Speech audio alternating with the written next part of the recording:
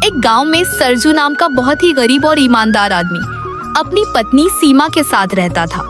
सरजू खेतों में काम करके अपने घर का गुजर बसर करता था। उसी गांव में रामचंद नाम का बहुत ही धनी व्यापारी रहता था। एक दिन रामचंद व्यापार का सामान खरीदने के लिए जा रहा था। अचानक उसकी सोने के सिक्कों की थैली गायब हो गई। इससे वह बहुत परेशान हो गया। फिर जल्दी से अपने घर गया और थैली ढूंढने लगा, लेकिन उसे अपने सिक्कों की थैली कहीं भी नहीं मिली। इसलिए वह पूरे गांव में घोषणा करवाता है। सुनो सुनो सुनो, रामपुर गांव के लोगों, मेरी बात जरा गौर से सुनो। रामचंद व्यापारी के सोने के सिक्कों की थैली कहीं खो गई है। जो कोई उस थैली को खोज करके रामचंद व्यापारी को वापस करेगा, उस खोजकर्ता को एक सोने का सिक्का इनाम में दिया जाएगा। यह व्यापारी गांव वालों को पागल समझता है क्या? अगर किसी को उसके सोने के सिक्कों की थैली मिल भी गई तो वह क्यों लौटेगा? और वैसे भी कौन एक सिक्के के चक्कर में अपना समय बर्बाद करें? चलो भाइयों, अपने अपने काम में लगो।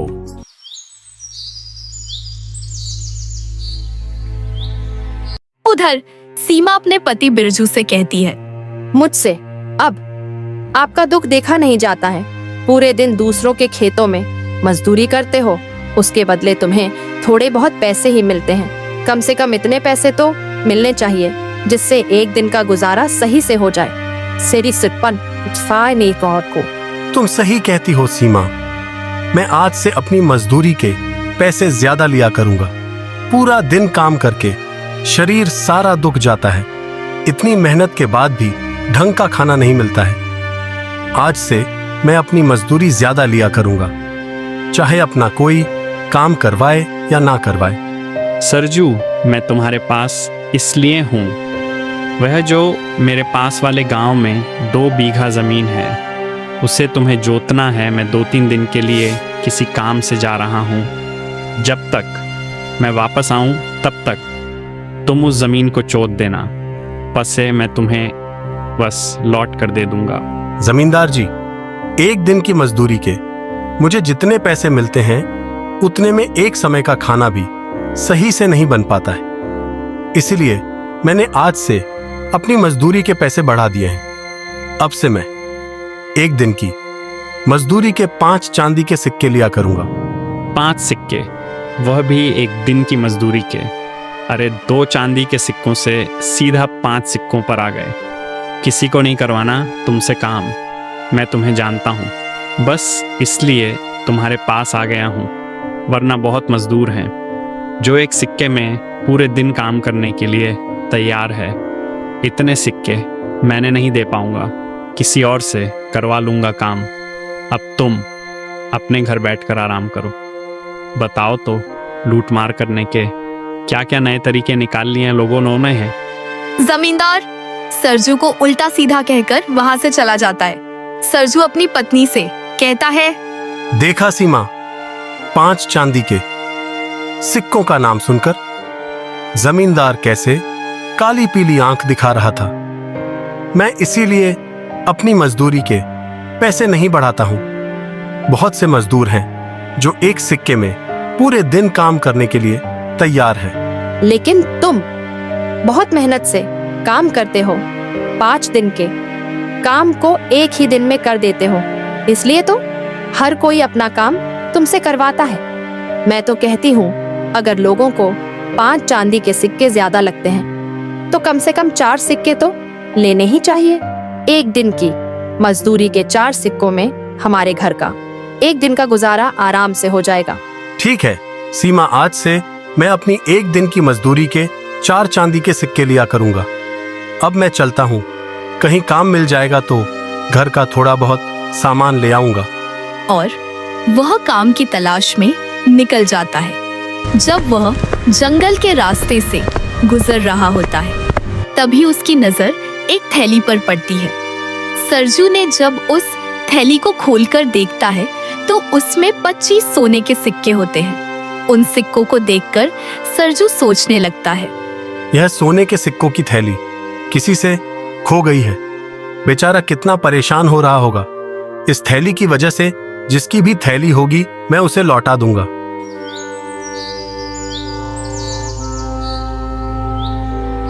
अब सरजू वापस अपने घर चला आता है। सीमा सरजू से कहती है, क्या हुआ जी, तुम तो काम ढूंढने गए थे, फिर वापस कैसे आ गए?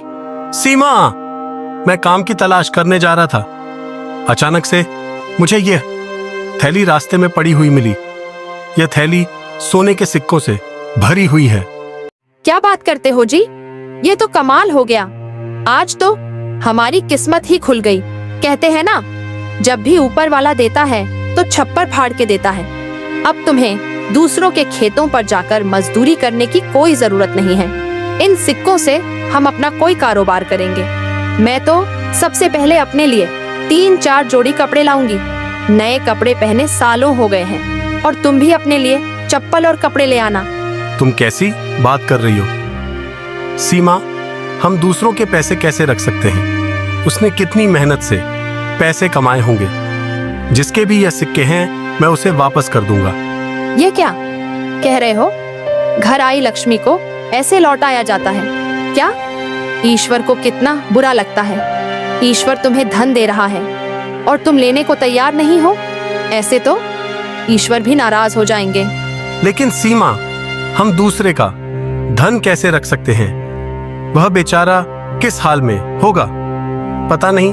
यह सिक्के किसी गरीब के हैं या अमीर के, लेकिन हमें गरीब अमीर से कोई मतलब नहीं है। जिसके भी ये सोने के सिक्के हैं मैं उसे लौटा दूंगा।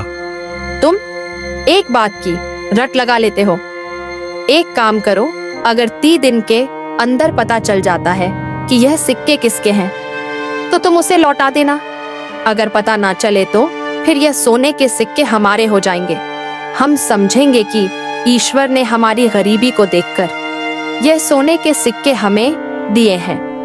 सरजू अपनी पत्नी की बात मान लेता है। उधर कोई भी गांव वाला रामचंद की थैली की तलाश में नहीं निकलता और ना ही कोई भी आदमी उसके पास थैली लेकर आता है। इसलिए वह अपने आदमी से कहता है, क्या तुमने गांव में सोने के सिक्कों की थैली खो जाने की सूचना नहीं दी? मैंने तो पूरे गांव में घोषणा कर दी है कि थैली तलाश करने वाले को एक सोने का सिक्का मिलेगा। फिर अभी तक कोई गांव वाला क्यों नहीं आया? एक काम करो, गांव में फिर से घोषणा करो कि जो भी उस थैली की तलाश करेगा उसे 2 सोने के सिक्के दिए जाएंगे। रामचंद के कहने पर वह आदमी फिर से घोषणा करने के लिए निकल जाता है। सुनो सुनो सुनो, गांव के लोगों, इस बार मेरी बात कान खोल के सुनो। रामचंद व्यापारी के सोने के सिक्कों की थैली कहीं खो गई है। जो कोई उस थैली की खोज करके रामचंद व्यापारी को वापस करेगा, उस खोजकर्ता को 1 नहीं बल्कि 2 सोने के सिक्के इनाम में दिए जाएंगे।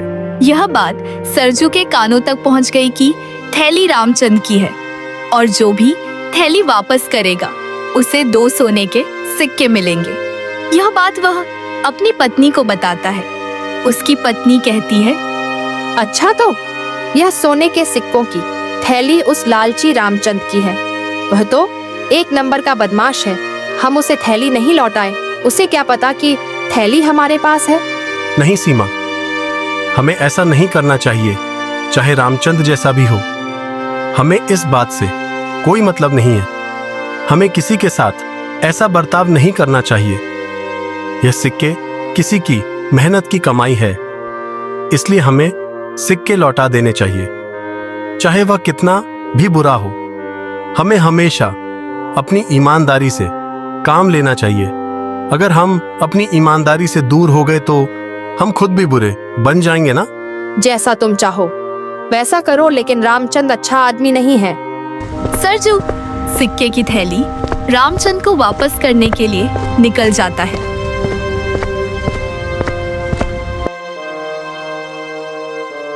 जी, मेरा नाम सरजू है। आपके सोने के सिक्कों की थैली मुझे मिली थी, मैं उसे लौटाने आया हूँ। तुम तो बहुत ही ईमानदार आदमी हो, लेकिन आज के जमाने में ईमानदारी रही नहीं। मैं तो मान चुका कि मेरा धन अब मुझे कभी वापस नहीं मिलेगा, मगर तुम्हारे हाथ में जब मैंने अपने सोने के सिक्कों की थैली देखी तो मैं खुशी से झूम उठा। लेकिन रामचंद्र की खुशी जल्दी दुख में बदल गई जब उसे इनाम देने का अपना वादा याद आया। उसने चुपके से थैली से 2 सोने के सिक्के निकालकर अपनी जेब में रख लिए। जैसा कि मैंने कहा था कि थैली ढूंढने वाले को 2 सोने के सिक्के दिए जाएंगे, इसलिए अब मैं तुम्हें इन सिक्कों में से 2 सिक्के इनाम में दूंगा। रामचंद्र थैली से सिक्के निकालकर सरजू के सामने गिनने लगता है तो 2 सोने के सिक्के कम बैठते हैं। वह बिरजू से कहता है, इतनी भी जल्दी क्या थी, लेकिन कोई बात नहीं, तुमने एक तरह से सही किया जो अपना इनाम पहले ही निकाल लिया। ऐसे ही वह सेठ सरजू से दिखा कर लेता है। सरजू कुछ भी नहीं कह पाता है, वह चुपचाप अपने घर चला जाता है। तब उसकी पत्नी कहती है, मैंने कहा था कि वह सेठ अच्छा आदमी नहीं है। देख लिया ईमानदारी का नतीजा। अब उनके हाल पर छोड़ दीजिए, ऊपर वाला सबका हिसाब कर देगा। आई है कि कोई भी इस राज्य में तुम्हारे जैसा नहीं है। आदित्य, मैं अपनी खुशी से मैं तुम्हें अपना मंत्री बनता हूँ।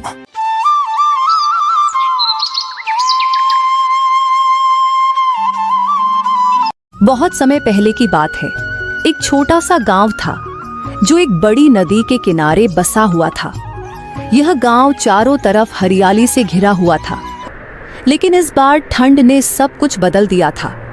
सर्दी कुछ ज्यादा ही भयानक थी। ठंडी हवाएं हर चीज को जमा देने वाली थी और ऊपर से लगातार होती बारिश ने गांव वालों के जीवन को और मुश्किल बना दिया था। गांव के लोग अधिकतर किसान और मछुआरे थे।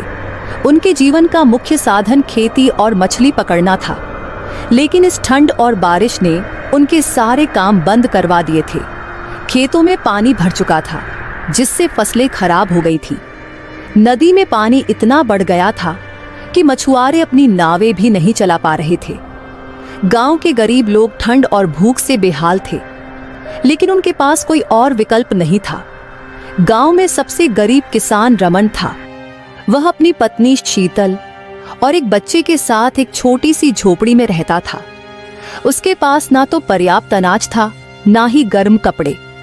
उसकी झोपड़ी बहुत ही कमजोर थी, जिससे बारिश का पानी टपक रहा था।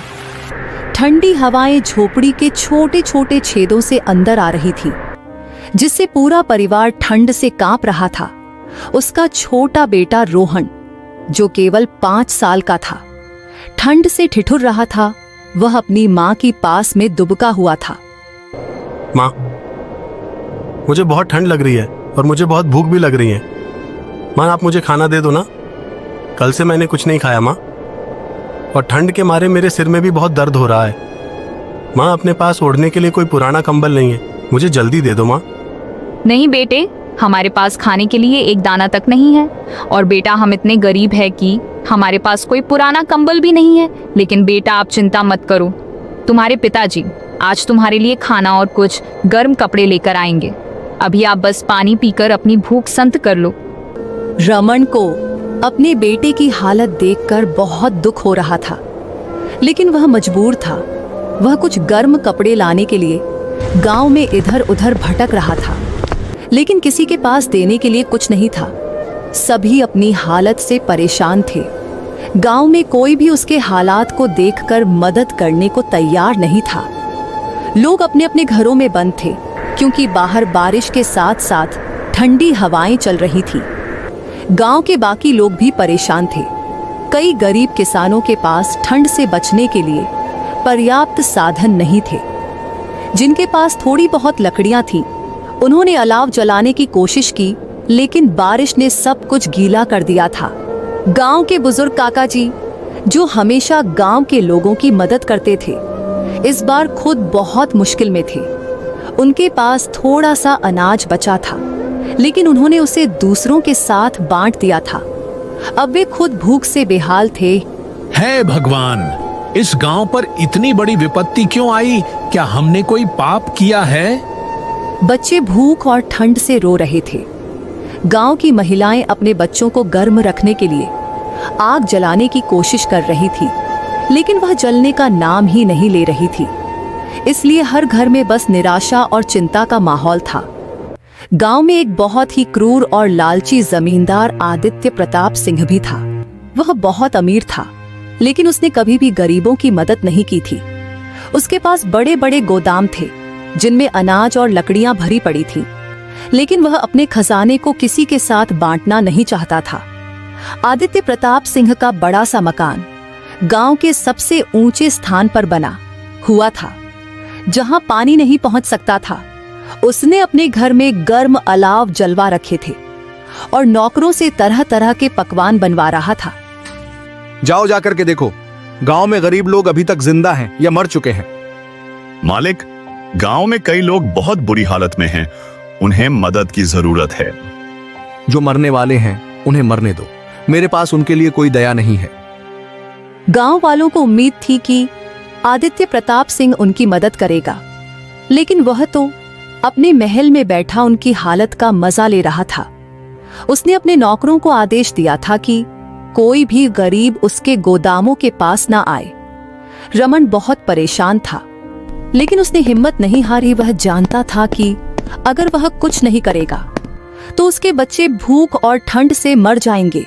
वह गांव के कुछ लोगों के पास गया और उनसे मदद मांगी, लेकिन हर कोई खुद ही मुश्किल में था। भाइयों, अगर तुम्हारे पास थोड़ा सा अनाज बचा हुआ हो तो मेरी मदद करो। मेरे बच्चे भूख से बिलख रहे हैं और मेरे पास उनके लिए कुछ भी नहीं है। रमन, हमें माफ करना, हमारे पास खुद कुछ नहीं बचा। अगर हमारे पास होता तो हम जरूर तुम्हारी मदद करते। यह बात सुनकर रमन की आंखों में आंसू आ गए, लेकिन उसने खुद को संभाला। वह जानता था कि उसे किसी तरह अपने परिवार के लिए कुछ करना होगा। वह सोचने लगा कि क्या किया जाए। तभी उसे याद आया कि गांव के बाहर एक पुराना खंडहर था, जहां कई सालों से कोई नहीं गया था। लोग कहते थे कि वहां एक साधु तपस्या किया करता था, शायद उससे कुछ मिल जाए। वहां जाऊंगा, शायद भगवान मेरी मदद करे। रमन अपनी पत्नी से कहा वह कुछ देर में वापस लौट आएगा। तब उसकी पत्नी कहती है, इतनी ठंड और बारिश में वहां जाना सुरक्षित नहीं है। मेरे पास कोई और रास्ता नहीं है। अगर मैं कुछ लेकर नहीं आया तो हमारे बच्चे जिंदा नहीं बचेंगे। मुझे तो कुछ करना होगा। रमन ने एक पुरानी चादर ओढ़ी और ठंड और बारिश की परवाह किए बिना खंडहर की ओर चल पड़ा। जैसे जैसे वह खंडहर की ओर बढ़ रहा था, ठंड और बढ़ती जा रही थी। बारिश तेज हो गई थी और ठंडी हवाएं उसकी हड्डियों तक चुभ रही थी। रास्ते में कई जगह पानी भर चुका था। गांव के बाहर का इलाका सुनसान था और अंधेरे में कुछ भी साफ दिखाई नहीं दे रहा था। हरिशंकर के मन में डर था, लेकिन उसे अपने परिवार के लिए कुछ भी करना था। जैसे ही वह खंडहर के करीब पहुंचा, उसे वहां एक हल्की सी रोशनी दिखाई दी। ये रोशनी कहां से आ रही है? यहाँ कोई भी तो नहीं रहता, तो फिर रोशनी कहां से आ रही है? रमन ठंड से कांपते हुए खंडहर के पास पहुंचा। बारिश तेज हो चुकी थी और अंधेरा इतना गहरा था कि सामने कुछ भी साफ दिखाई नहीं दे रहा था। तेज हवाओं के साथ पुराने खंडहर की टूटी फूटी दीवारें अजीब अजीब आवाजें निकाल रही थी। रमन ने हिम्मत करके खंडहर के अंदर झांका। वहां एक हल्की सी रोशनी जल रही थी, जो बहुत मंद थी। यह देखकर उसके मन में कई सवाल उठने लगे। गांव के लोग तो कहते थे कि यह जगह वीरान है, फिर यह रोशनी कैसी? वह धीरे धीरे अंदर बढ़ा। उसके हर कदम के साथ पुराने पत्थर चरमराने लगे। खंडहर के अंदर की हवा ठंडी और भारी थी, मानो वहां कोई अदृश्य शक्ति मौजूद हो। रमन ने देखा कि खंडहर के एक कोने में एक बूढ़ा साधु तपस्या कर रहा था। उसकी लंबी सफेद दाढ़ी थी और वह एक चटाई पर बैठा आंखें बंद किए ध्यान लगा रहा था। पास में एक मिट्टी का दीपक जल रहा था, जिसकी रोशनी से खंडहर में हल्की चमक थी। बाबा, मुझे मदद चाहिए। मेरा परिवार भूख और ठंड से मर रहा है। कृपया मेरी सहायता करें। साधु ने धीरे धीरे अपनी आंखें खोली। उनकी आंखें गहरी और चमकदार थीं, मानो वे रमन के भीतर तक देख रहे हों। तुम कौन हो और इस अंधेरी रात में यहाँ क्यों आए हो? बाबा, मैं गांव का एक गरीब किसान हूं। मेरे पास खाने के लिए कुछ भी नहीं है और ठंड से बचने के लिए भी कुछ नहीं है। मेरा परिवार ठंड में कांप रहा है। मैंने सुना था कि इस खंडहर में कभी कोई महान तपस्वी रहा करता था। शायद भगवान ने मुझे यहां भेजा है।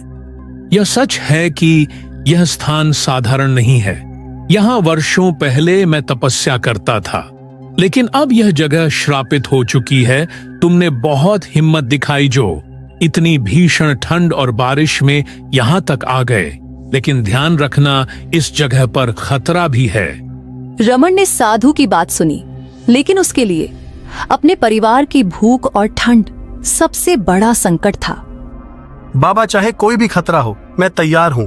कृपया मुझे कोई रास्ता बताइए जिससे मैं अपने परिवार को बचा सकूं। अगर तुम सच में मदद चाहते हो तो तुम्हें एक परीक्षा से गुजरना होगा। कैसी परीक्षा बाबा? इस खंडहर के नीचे एक गुप्त तहखाना है जहां एक रहस्यमयी पत्थर रखा है।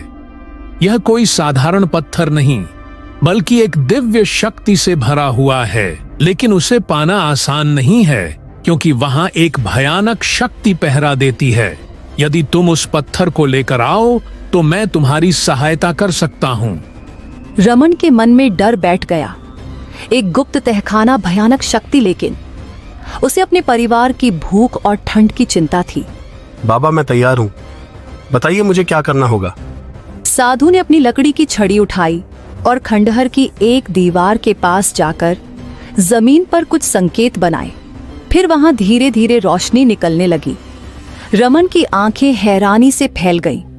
कोई साधारण स्थान नहीं है, यह रहस्यमयी ताकतों से भरा हुआ है। लेकिन याद रखना, जैसे ही तुम सीढ़ियों से ऊपर कमरे में जाओगे, तुम्हारी परीक्षा शुरू हो जाएगी।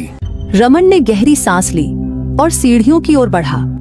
हर कदम के साथ अंधेरा और गहराता जा रहा था। ठंड और तेज लगने लगी, मानो वहां कोई अदृश्य शक्ति उसे रोक रही हो। जैसे ही रमन ऊपर पहुंचा, उसने देखा कि वहां एक बहुत बड़ा कमरा था, जिसकी दीवारों पर अजीब आकृतियां बनी हुई थीं। एक ओर एक पुराना ताबूत रखा था और दूसरी ओर एक पत्थर की वेदी थी, जिस पर एक चमकता हुआ पत्थर रखा था। रमन धीरे धीरे उस पत्थर की ओर बढ़ा, लेकिन तभी एक भयानक गर्जना हुई और ताबूत का ढक्कन धीरे धीरे खुलने लगा। रमन के पैरों तले जमीन खिसक गई। उसने देखा कि ताबूत के अंदर से एक डरावनी छाया बाहर आ रही थी। उसकी लाल चमकती आंखें हरिशंकर की ओर घूर रही थी। वह छाया धीरे धीरे आकार लेने लगी और एक भयानक आवाज में बोली, कौन है जो इस पवित्र स्थान को अपवित्र करने आया है? रमन का दिल तेजी से धड़कने लगा। वह समझ गया कि यह वही शक्ति है जिसके बारे में साधु ने बताया था। यहाँ अपने परिवार के लिए मदद मांगने आया हूँ। मुझे इस पत्थर की जरूरत है। यह पत्थर किसी आम इंसान के लिए नहीं है। इसे लेने के लिए तुम्हें अपनी सच्चाई और हिम्मत साबित करनी होगी। तभी अचानक हवा और तेज चलने लगी और पूरा तहखाना हिलने लगा। रमन का दिल तेजी से धड़क रहा था। उसके सामने वह रहस्यमयी छाया हवा में लहराते हुए घूम रही थी। उसकी लाल चमकती आंखें अंधेरे में जल रही थी, मानो किसी दानव की आत्मा वहां कैद हो। तहखाने में चारों ओर सन्नाटा था, लेकिन हवा में एक अजीब सा कंपन महसूस हो रहा था। रमन ने गहरी सांस ली और हिम्मत जुटाकर उस छाया से पूछा, तुम कौन हो और इस पत्थर की रक्षा क्यों कर रहे हो? मेरा नाम पूछने की हिम्मत करने वाले तुम पहले इंसान हो। मैं इस स्थान का रक्षक हूँ और यह दिव्य पत्थर मेरी पहरेदारी में है। इसे पाने के लिए तुम्हें मेरी शर्तें माननी होंगी। रमन को महसूस हो रहा था कि यह कोई साधारण आत्मा नहीं थी, लेकिन अब पीछे हटना संभव नहीं था। मैं हर परीक्षा के लिए तैयार हूँ, लेकिन मुझे अपने परिवार की मदद करनी है। लेकिन ध्यान रखना, यह परीक्षा आसान नहीं होगी। तुम्हें 3 सवालों का सही उत्तर देना होगा। अगर तुम असफल हुए तो हमेशा के लिए इस अंधेरे तहखाने में कैद हो जाओगे। रमन की सांसें तेज हो गईं, यह परीक्षा अब उसकी बुद्धि और साहस की थी। छाया ने अपनी डरावनी आवाज में पहला सवाल पूछा। बताओ, इंसान के जीवन का सबसे बड़ा धन क्या होता है? रमन ने कुछ देर सोचा और गहरी सांस लेते हुए बोला, जीवन का असली धन धन दौलत नहीं बल्कि अच्छे कर्म और सच्चा प्रेम है। एक आदमी कितना भी अमीर हो, लेकिन अगर उसके पास प्रेम और ईमानदारी नहीं है तो वह असल में गरीब है। तुम्हारा उत्तर सही है। अब दूसरा सवाल, बताओ इस संसार में सबसे बड़ी ताकत क्या होती है? सबसे बड़ी ताकत ना तलवार में होती है, ना दौलत में। सबसे बड़ी ताकत इंसान के विश्वास और सच्चाई में होती है। जो अपने अंदर की अच्छाई और ईमानदारी पर विश्वास करता है, वही असली ताकतवर होता है। तुम्हारा उत्तर फिर से सही है। अब छाया ने तीसरा और सबसे कठिन सवाल पूछा। बताओ, इंसान के जीवन की सबसे कठिन परीक्षा कौन सी होती है? रमन ने अपनी जिंदगी के संघर्षों को याद किया। उसने देखा था कि जब हालात मुश्किल होते हैं तभी असली इंसान की पहचान होती है।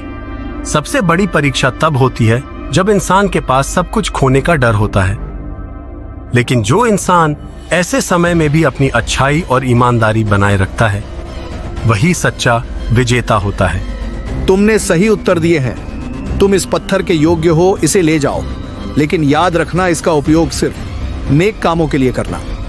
रमन ने कांपते हुए पत्थर उठाया। तभी अचानक पूरी गुफा हिलने लगी और वहां की हवा गर्म होने लगी।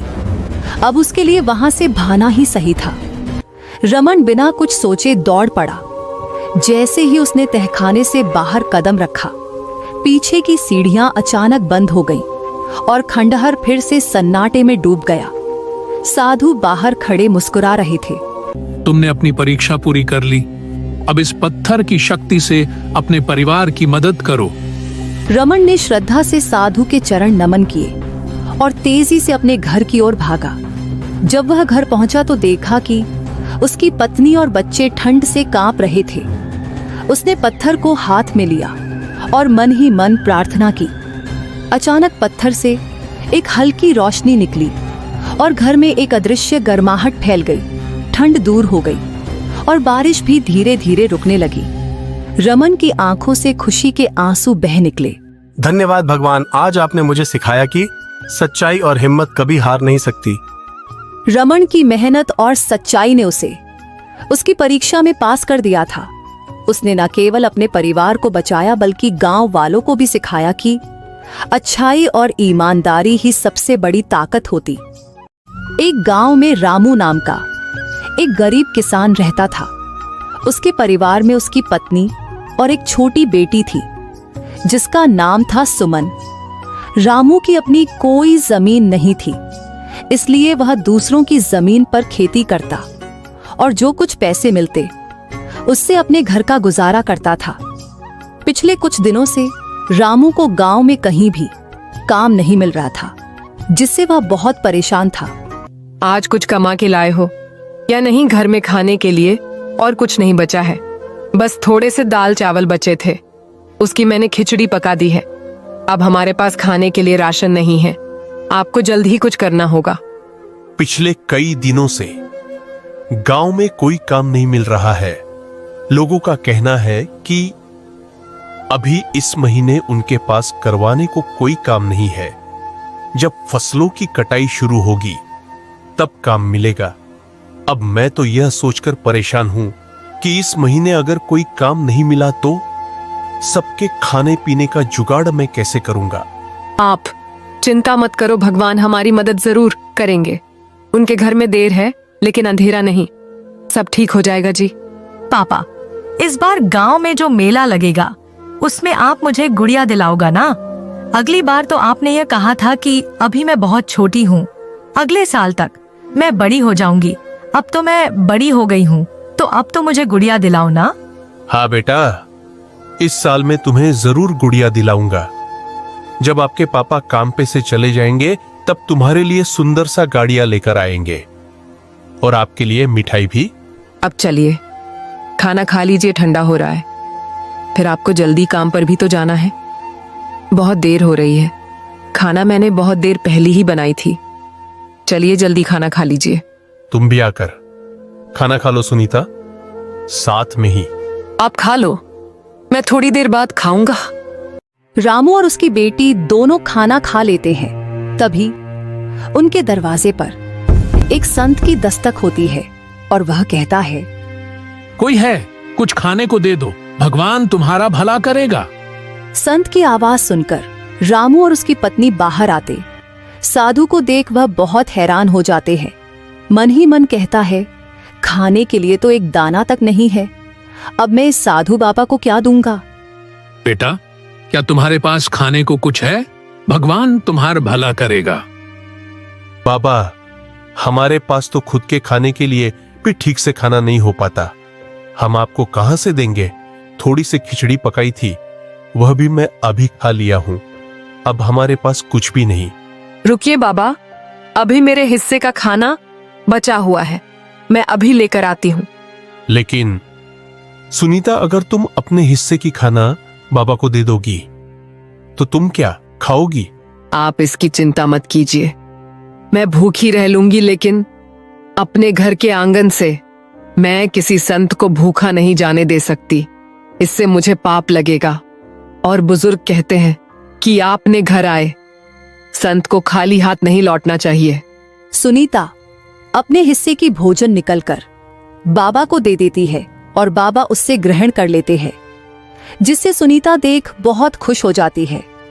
बाबा भी भोजन ग्रहण करने के बाद उनका मन शांत हो जाता है। तब बाबा खुशी मन से आशीर्वाद देते हुए कहते हैं, बेटा, तुमने मेरी भूख मिटाई है, मैं तुम्हारा बहुत आभारी हूं। एक भूखे व्यक्ति को खाना खिलाना सच में पुण्य का काम होता है, और यह पुण्य तुमने आज कमा लिया है। बेटी, मेरे पास तुम्हें देने को कुछ नहीं है, लेकिन यह एक अंगूठी है, इसे अपने पास रखो, यह तुम्हारी बहुत मदद करेगी।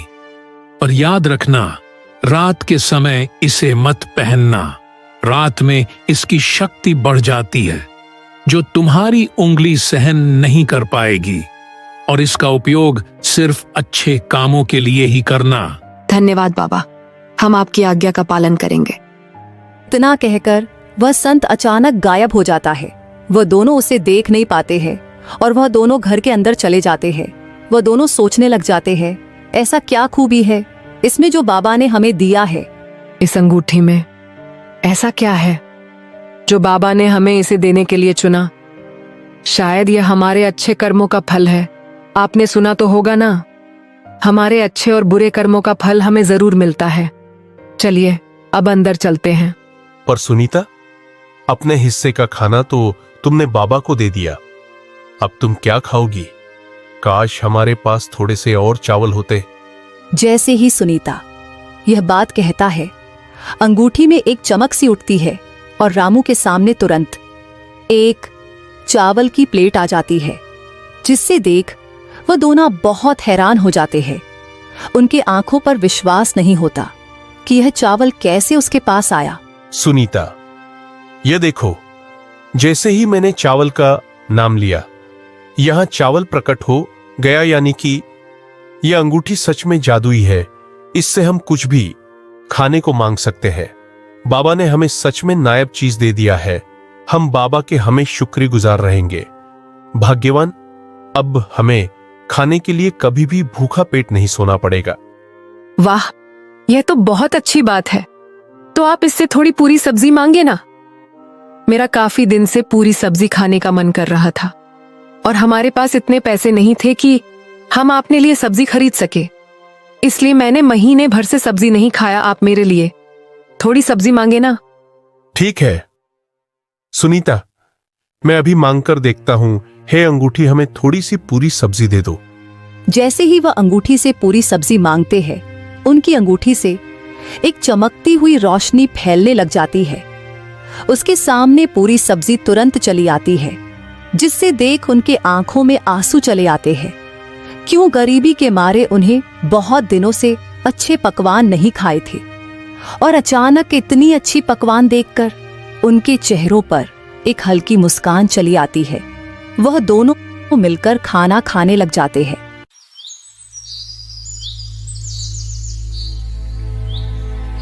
ऐसे ही कुछ दिन बीत जाते हैं। धीरे धीरे रामू का परिवार अमीर होने लगा, क्योंकि वह जादुई अंगूठी उनकी सभी जरूरतों को पूरा करने लगा जाता है, जिससे कि रामू अब पहले की तरह मजदूरी के लिए ढूंढना नहीं पड़ता था। गांव के लोगों में रामू के बारे में खबर फैल गई। एक दिन जब रामू घर जा रहा था, तो तब गांव के पड़ोसी उससे रोक लेते हैं। सुनो रामू भाई, आजकल तुम मजदूरी के लिए नहीं जाते हो, क्या बात है भाई? तुम्हारे हाथ कोई अलादीन का चिराग लग गया है क्या? नहीं भाई, ऐसा कुछ नहीं है। सब ऊपर वाले की देन है। ये सब तो समय करवाता है, हमारे हाथ में कुछ नहीं है। सब ऊपर वाले की मर्जी। जिसके जैसे कर्म होते हैं उसको वैसा ही मिलता है। भाई तुम रातों रात इतने अमीर और धन संपत्ति कैसे आ गई? मुझे तो लगता है कि तुम सेठ के घर चोरी तो नहीं करने लगे हो। बिना मेहनत किए इतना पैसे तुम्हारे पास कैसे आ गया है? ऐसी बात नहीं है आदित्य। बात कुछ ऐसी है कि कुछ दिनों पहले जब हमारे पास खाने के लिए कुछ नहीं था, तब उसे दिन एक संत बाबा आए थे। उन्होंने मुझसे कुछ खाने के लिए मांगा था, तो उसके बदले उसे संत बाबा ने मुझे एक जादुई अंगूठी दिया था। उसके सामने जो भी बोलो वह अंगूठी देता है, और कुछ भी चोरी की बात नहीं है। तुम हमारे ऊपर ऐसे ही शक कर रहे हो। इतना कहकर रामू वहां से चला जाता है, लेकिन आदित्य के मन ही मन अंगूठी को पाने की तलब और लालच बढ़ जाती है। अब वह इस अंगूठी को पाना चाहता था। वह इसके लिए किसी भी हद तक जाना चाहता था। इसीलिए वह मन ही मन विचार करने लग जाता है कि अंगूठी को कैसे पा सकूं। वह भी अपने घर की ओर चला जाता है। सुनो सुलेखा, वह जो अपना पड़ोसी रामू है ना, उसके घर एक साधु बाबा आए थे और उसने एक कटोरी चावल के बदले उसे एक जादुई अंगूठी दिया था, जिसके सामने वह जो भी बोलता है उसे वह चीज मिल जाती है। मैं सोच रहा था कि वह अंगूठी अपने पास भी होनी चाहिए, इसलिए मैं वह अंगूठी उससे ले लूंगा। सच में जी, लेकिन वह अंगूठी तो उसकी है, हमारी नहीं। ज्यादा लालच ठीक नहीं है जी। हमारे पास जितना है हम उसी में अपना काम चला लेंगे, क्योंकि लालच बुरी बला होती है। चलिए चलकर खाना खा लीजिए। तुम चुप रहो, मैं वह अंगूठी लेकर रहूंगा। आदित्य ठान लेता है कि उसे अब वह अंगूठी चाहिए तो चाहिए। रात के काली घटाए में चंद चुप रहा था। आदित्य धीरे धीरे कदमों से उसके घर के तरफ चल देता है। कुछ ही देर में वह रामू के घर के पास चला जाता है और उसके घर जाकर वह अंगूठी चुरा लेती है। और वह नहीं जानता था कि उसे अंगूठी रात में नहीं पहनना चाहिए, और वह अंगूठी से बहुत सारा पैसा मांगता है। लेकिन अंगूठी लाल रोशनी से भर जाती है और आदित्य के सारा धन दौलत उससे ले लेता है। जब आदित्य घर जाता है, उसका घर में कुछ नहीं था। तब उसकी पत्नी कहती, मैंने कहा था ना, लालच बुरी बला होती है।